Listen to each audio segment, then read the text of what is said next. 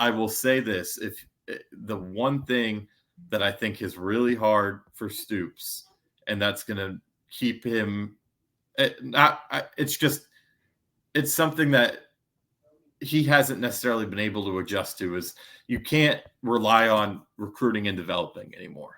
That's how this program was built. Recruit and develop. They found Josh Allen. They found Benny Snell, Luke Fortner, all these under-recruited guys that they were able to go out and develop. Now, if a kid's sitting on the bench for a year or two, they're not staying. They're leaving.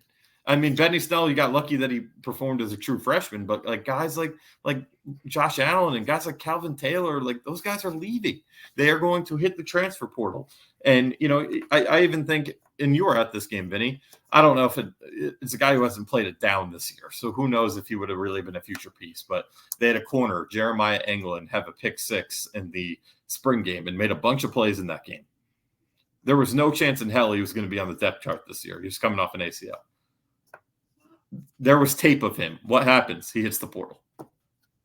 That's just how it goes now. So recruiting and developing is not necessarily how you can win now. Yes, you could do it with some guys, especially you need to on the offensive line, but you need to be able to you need to get the right portal pieces that fit you culturally, that fit you schematically.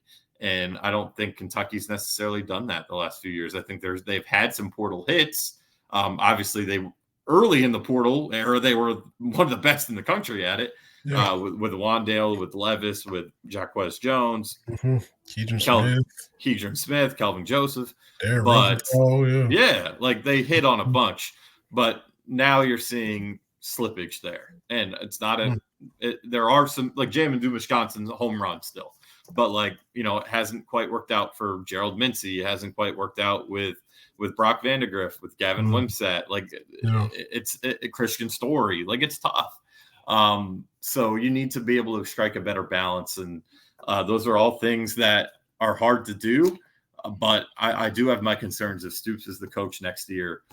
Is he up for that challenge? Is he really, does he have that part in him? Because there are coaches that, go in year one and they're able to hit the portal the way they want to and reset the roster like Kirk Cincinnati did.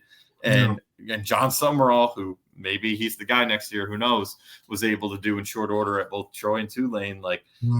It's just a whole different beast from what Stoops built. And that's why you're seeing the slippage, in my opinion.